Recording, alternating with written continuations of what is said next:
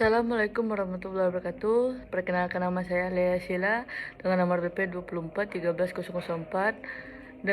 Saya berasal dari jurusan Teknologi Rekayasa Bioproses Energi Terbarukan. Di sini saya akan membahas tentang mata kuliah biokimia dengan materi sintesis protein. Sintesis protein. Apa itu sintesis protein? Sintesis protein adalah proses biologis fundamental di mana sel-sel membangun protein.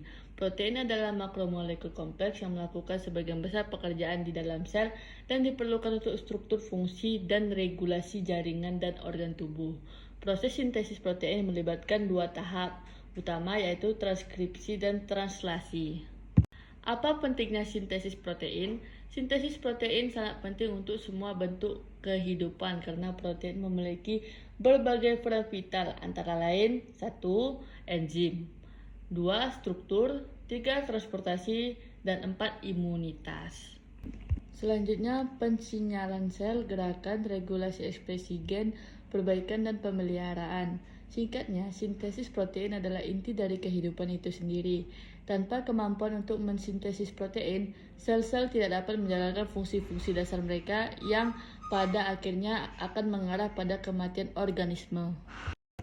Selanjutnya, transkripsi. Transkripsi adalah tahap pertama dalam ekspresi gen, di mana informasi genetik dari DNA disalin menjadi molekul RNA.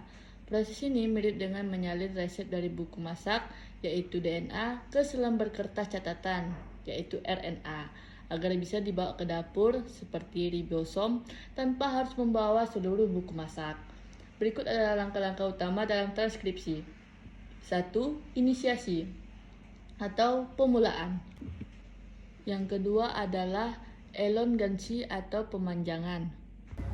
Terakhir adalah terminasi atau pengakhiran. Nah, perbedaan transkripsi pada prokariota dan eukariota. Prokariota misalnya pada bakteri. Transkripsi dan translasi seringkali terjadi secara bersamaan di sitoplasma karena tidak ada nukleus. mRNA yang baru terbentuk dapat langsung ditranslasi oleh ribosom. Nah, sementara pada eukariota, misalnya pada manusia, transkripsi terjadi di dalam nukleus. mRNA yang baru terbentuk sering disebut pra-mRNA atau transkrip primer, harus mengalami pemrosesan lebih lanjut sebelum dapat meninggalkan nukleus dan ditranslasi di sitoplasma. Pemrosesan ini penting untuk stabilitas transportasi dan translasi mRNA.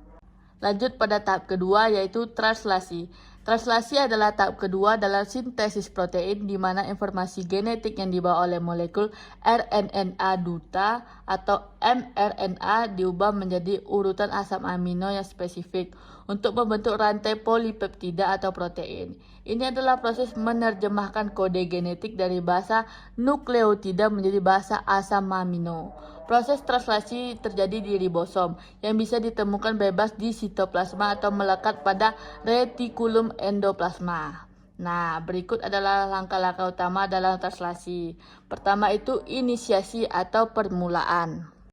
Yang kedua adalah elongansi atau pemanjangan rantai polipeptida. Siklus elongansi ini terus berulang menambahkan satu asam amino pada satu waktu ke ujung karboksil rantai polipeptida yang sedang tumbuh sesuai dengan urutan kodon pada mRNA.